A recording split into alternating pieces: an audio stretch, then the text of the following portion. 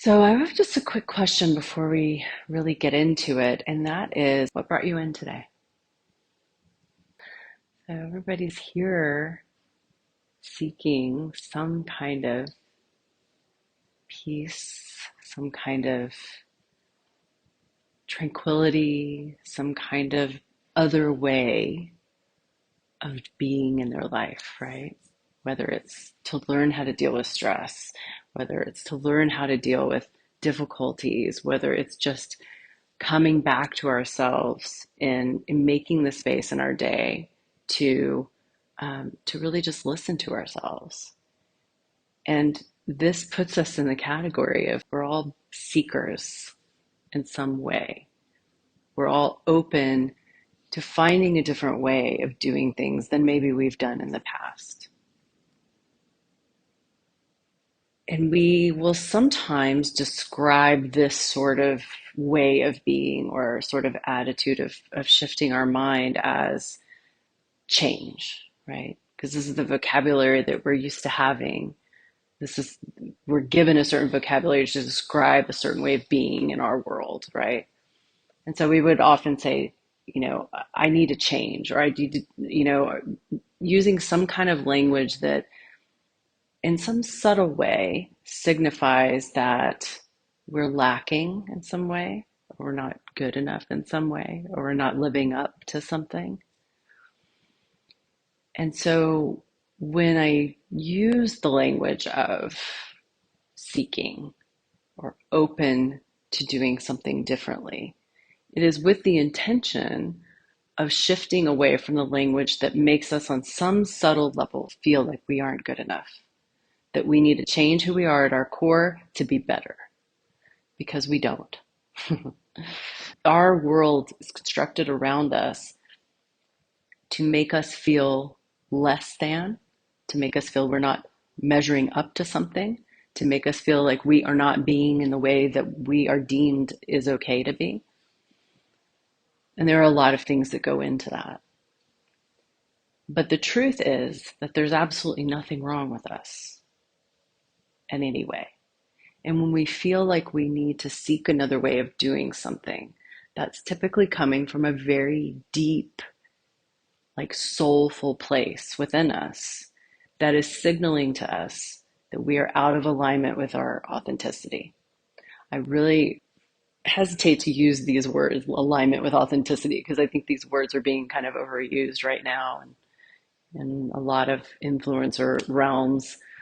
But there's real truth to those words if you really think about them and how we relate to ourselves. If we feel like we are not being true to who we really are, and that's really where alignment, out of alignment with authenticity, what that really means.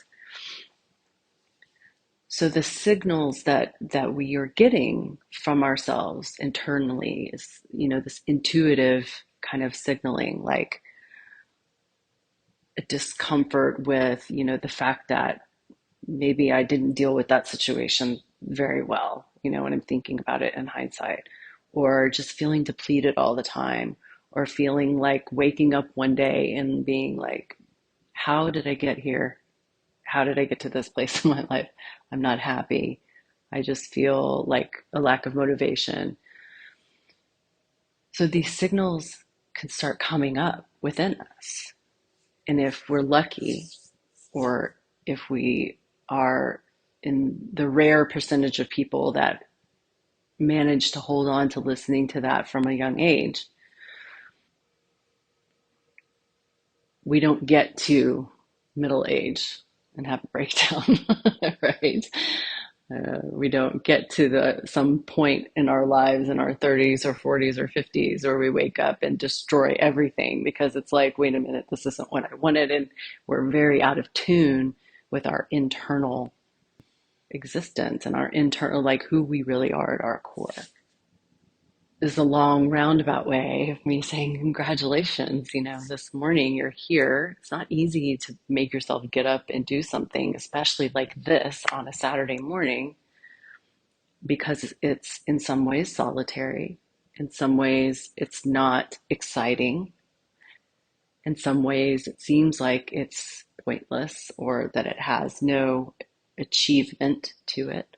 All of those things that we're always told, those are the things we want to pursue, right? We want to pursue achievement. We want to pursue excitement. We want to pursue sociability and connection. And I'm not saying there's anything wrong with connection, there's not. But this on a Saturday morning can be difficult to retrain ourselves to want to do. But once we start to get into it, we start to understand because we do it regularly, connecting with a very deep center of ourselves. And the resistance that can come up with that, it's just like when you change any habit, there's some resistance there because you're used to being on autopilot and doing it this other way, right?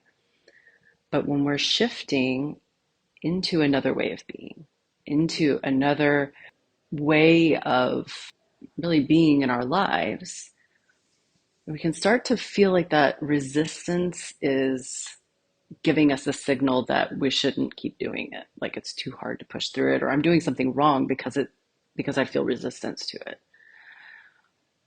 But that's not it at all. The resistance is natural because we're carving out a new way of being, right?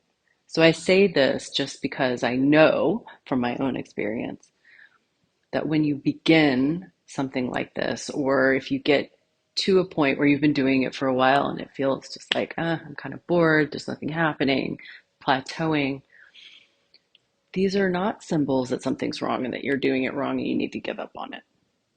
It's just because it's like you're carving a new path, right?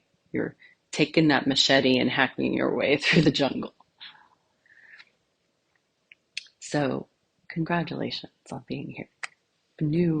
Carving a new path and reinforcing the idea of doing things maybe a little bit of a different way, listening to yourself in a deeper way. And I say all of this to just encourage that it's possible, right? It's possible for us to do things in a different way. It's possible for us to say, okay, this isn't working for me. I'm going to try this. And now it's getting hard. It was easy in the beginning because it was exciting and new. And now it's getting hard. And I'm feeling like maybe I'm pushing up against something and I want to give up. That's the path, right? That's the path. And whether it's, in a setting, in a meditation setting, a spiritual setting, a new life goal, a new, business pursuit, it's the difficulty that makes us strong, right? It's the pushing through and showing up time after time after time that builds the trust with ourselves that we need to be able to choose a different way of being in the world. So to not give up on it, to recognize within our bodies, and this is where mindfulness meditation is really about embodied presence. It's where we begin to understand how we're feeling in our bodies and recognize what's happening in the body and seeing what our tendencies are to react to that. For example, we might be sitting in meditation and feeling restless, like, okay, some time has gone by. I kind of starting to think about all the things that I need to do, or I've had an idea. Ooh, that's very exciting. And we start to not want to be sitting anymore, right? We start to feel that restlessness in our body. We start to feel the habit of moving toward the momentum. That's the practice. That's the practice. The practice isn't about not feeling the momentum, not, letting the thoughts appear. The practice is noticing when it happens, when we leave, what our tendency is. That's when we learn about ourselves. That's when we really truly start to get back in touch with who we are authentically, because we're beginning to understand, oh, you know what? I'm feeling restless. I don't want to be here. I want to resist it. So I'm just going to get up and give up on it. Oh, look at that. I noticed, you know what? I did that before with this thing. I did that before with that other thing 10 years ago. Oh, wow, this is kind of a habit I have. How do we break the habit? So we don't push against it, right? Everything, all the vocabulary in our society is like lean in, push hard, all this stuff about like this real aggressive sort of force, right? This is what all the vocabulary is. But no, we don't force it. We don't lean into it. We let go. It's really hard, but we open the tension and we let ourselves just be in it. We allow ourselves to sit in the eye of the storm, it moving around us, and we become the watcher of the experience. We begin to see the experience that's happening. We begin to distance ourselves from our reaction so we can begin to understand how we respond so we can begin to make choices. If we don't allow ourselves to get to the point where we're making the choices, we will not form any new habits. We won't be able to allow ourselves to move into a different direction in the world. So it's all sort of, I want to say counterintuitive, but it's not really counterintuitive. It's counter to all the conditioning that we have received in our whole lives. That something's hard, you push into it, or you give up on it, or you try something different. But with mindfulness, meditation in particular, we are letting go of the tension. We're letting go of the expectations. We're letting go of how we think it should be and how we have always responded or reacted to our habits, what our habits have always been, how we've always been in the world, right? And we can find that as we begin to do this more and more, it becomes really a relief to be able to sit down and just say, okay, what's going on today? I'm just going to feel what's happening in my body right now in this moment. Things come up, emotions come up, thoughts come up, all of the stuff starts coming up. Sometimes it's kind of at a distance and we can fairly easily just observe it. Other times, it is like deep in us and we can't seem to separate ourselves from it. But as we begin to do this more and more, the relief of allowing ourselves to allow all of that to be there and just watch it is immense.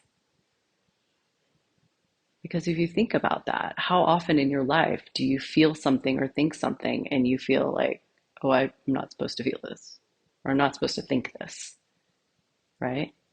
I'm not supposed to be this. Well, that's just forming fists, tensing. You're not allowing for anything. And it's painful, you know, painful on some level emotionally or otherwise. So as we begin to allow these things, right? And it's a practice. This doesn't happen overnight. It doesn't happen over 6 months. It doesn't have, it's everybody's different. Every experience is different. But we can see how at some point something shifts and we begin to look forward to, I need to meditate, right? The vocabulary shifts from, I have to meditate, it's on my to-do list for today, to I need to meditate. I want to meditate because we understand that state of being open, of observing, is actually a very natural state for us to be in. And it's such a relief because it allows us to let go in a very deep way, not in a surfacey way, like sitting on the couch after a long day and scrolling through social media, which, has its place too. But this is a much deeper cellular sort of soul kind of way of letting go. And again, it's possible. It's possible. And a lot of times when we begin meditating, we feel like it's not possible. A lot of people try to meditate and they give up because they think, well, I'm failing because I can't make my thoughts stop. But you can't make your brain stop thinking any more easily than you can make your heart stop pumping. That's just what your brain is meant to do. So it's not the thoughts, it's how we relate to the thoughts. That's the important piece of it. And this is all what we learn. It's a lot, but we actually learn all of this through formal sitting meditation on the cushion. And so that's why it's so important that if this is something you feel like you want to build into your life, that you really commit to every single day, finding some time in your day to have some kind of meditation practice. And it can be as simple as starting 5 minutes, whatever time of day works best for your schedule, works best for your energy, whatever that is. When I first started practicing, I couldn't sit for more than 5 minutes. It was torture. But now, most days I meditate an hour. So it's possible to do it, but you can't do it with force. You do it sort of, this is where when we talk about love and compassion, that letting go, that kind of being with yourself in an open-handed way rather than a closed fist way. This is the expression of self-compassion that comes through the allowing of the practice and whatever comes up in the practice. So it's really, really beautiful in how you can develop this relationship with yourself. You build the trust, but you have to practice. You have to practice. It doesn't matter how long, it doesn't matter where, it matters that you commit to doing it every day. That's the important piece. 5 minutes in the morning before your day starts, great if that works for you. 5 minutes during the middle of the day, great if that works for you. 5 minutes in the evening, great if that works for you. So there's a lot of freedom in how the practice is done. There's a lot of allowing in how it's brought into your day. So let's go ahead and have a sit. And for the posture, it's often best, and again, play around with this because everybody's different, everybody's body is different. It's often best if you have tight hips, tight lower body muscles to elevate your hips on a cushion. You can either sit, again, play around with what's best for you. You can sit back all the way on the cushion, or you can perch kind of on the edge of it. For me, that's better because it allows my spine to be more upright, just given the shape of my spine. But play around with what feels best for you. You can have whichever leg in front you want, whatever feels comfortable. So with the posture, just the important thing is that the spine feels upright and you're sitting in a dignified manner, and that you don't feel like your muscles are tensing. You don't want to be hunched and you don't want to be overly upright because you want to be sort of at ease and encouraging the muscles to be relaxed so you can fully focus on just being in the experience of the body. Physical pain may come up, and if it does, feel free to shift. This isn't a kind of meditation that's very austere that requires no movement. So if you feel like you do need to move, just do it very slowly and very mindfully until you've gone back into a position where you feel the pain has subsided. If the pain becomes overwhelming, of course, definitely shift yourself.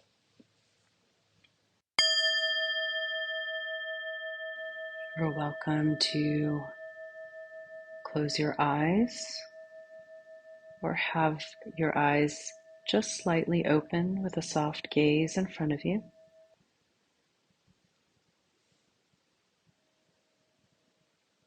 Sometimes if you begin to feel like you're dozing off, having your eyes slightly open can help keep yourself awake. We'll begin by taking in 3 deep inhales and exhales at your own pace.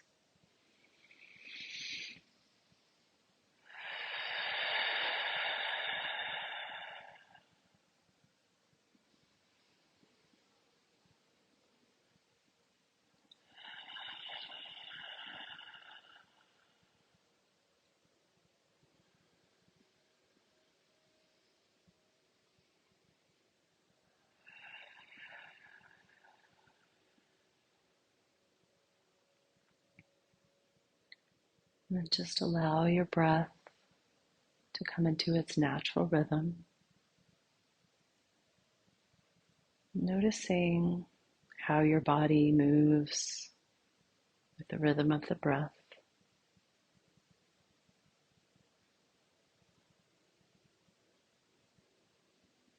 Just noticing if your breath is shallow, if the movement is coming from the ribs or the belly or the shoulders, just noticing.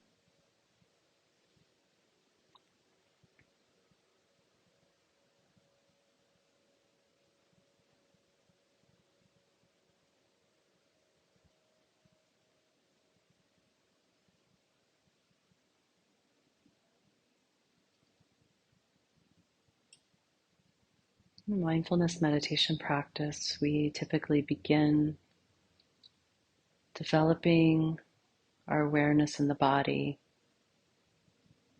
by settling our awareness in the breath, some place along the path, whether it be the feeling of the air coming into your nostrils, going down your throat, or the rise and fall of your chest as you breathe. There is no right or wrong place.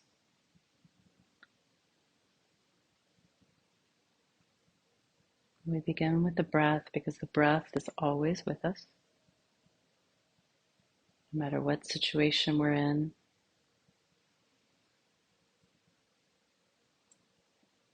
We also have the ability to control the breath. And in this way, bring ourselves into further awareness if we need it.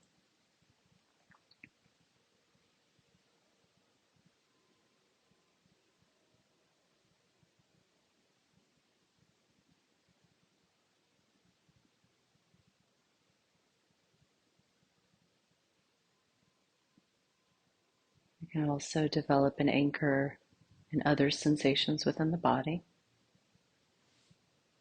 Breath doesn't always work for everybody, and that's okay.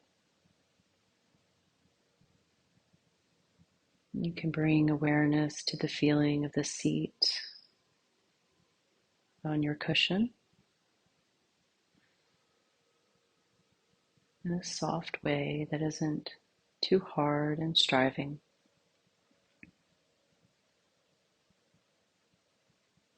You can also bring awareness to perhaps the feet on the floor or the hands on your legs or in your lap. Again, this particular location isn't important. Just choose a place where you can hold your awareness gently without striving. You can just settle into the sensations around this anchor.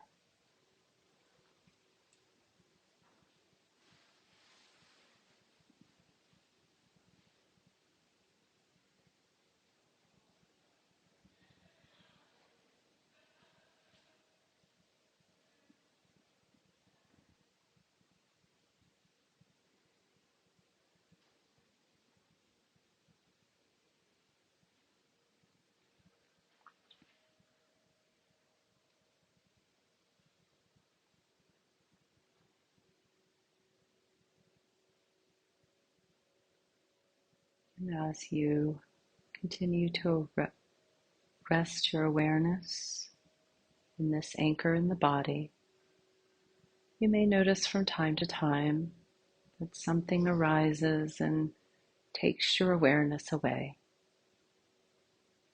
Sometimes thoughts, sometimes sounds, sometimes just zoning out. Whatever it is, just know that this is perfectly normal. Just recognize that you've left the anchor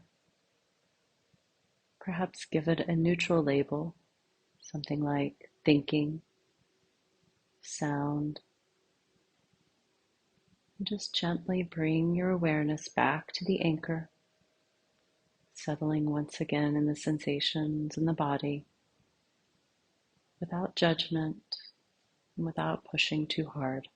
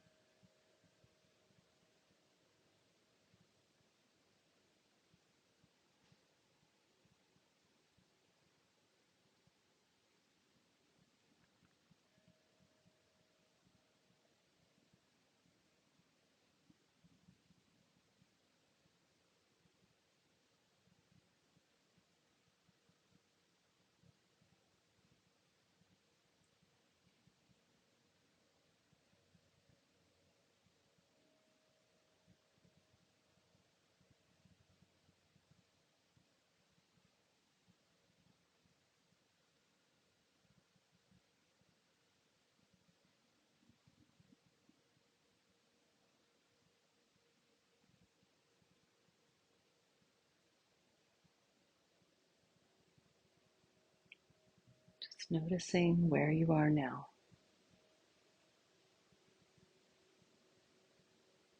And if you've left your anchor, just gently bringing yourself back, resting in the anchor again.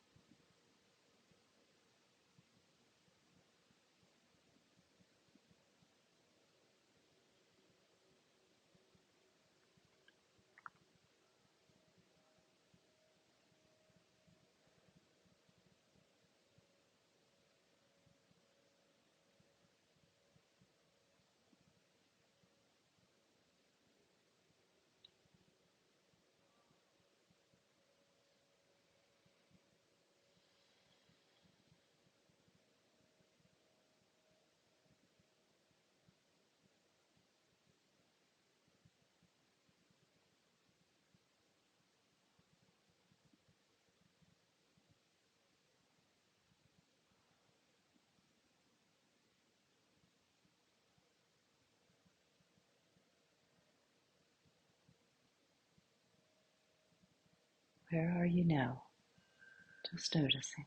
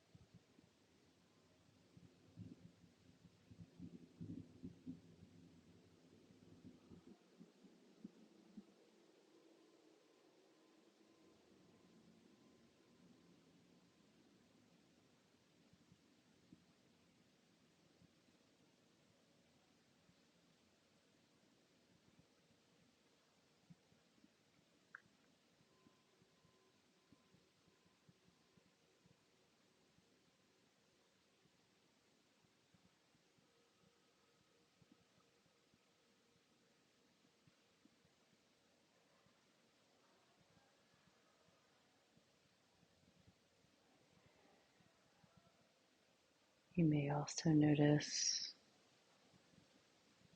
emotions come up. Judgment's very common.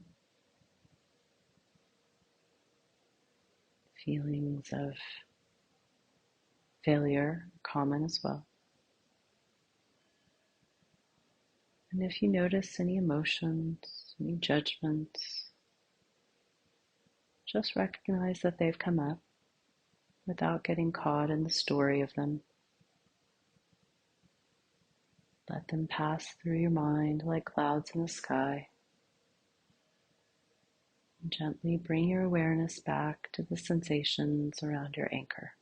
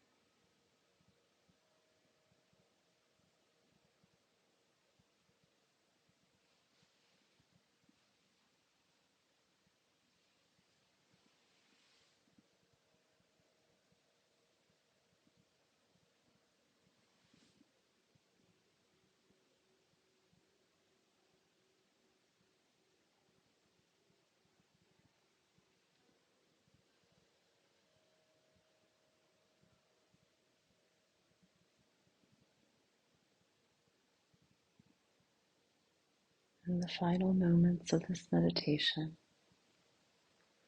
I invite you, if it feels right for you, to place your hand on your chest over your heart, sensing the warmth shared between your body and your hand, and offering yourself gratitude.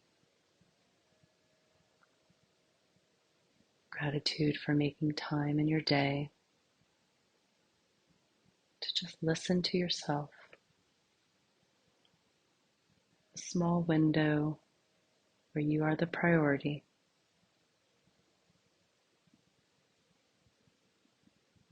knowing that this is always available to you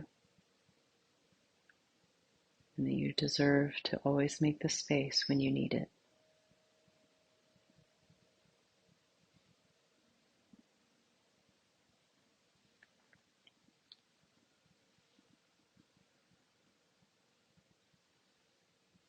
I'll close out this meditation by this poem by Rosemary Watolik Tromer called This.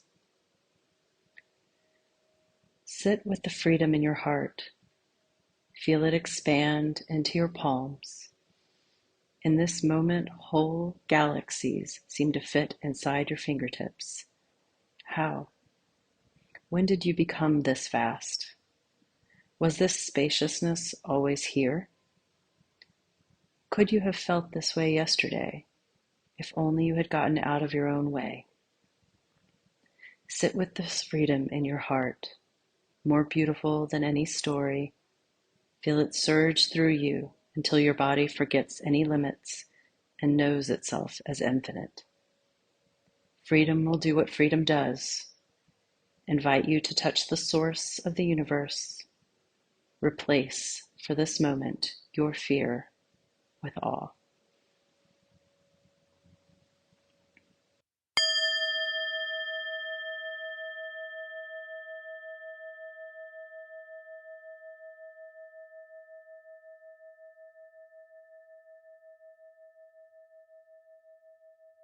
And when you're ready, you're welcome to open your eyes and come back into the room.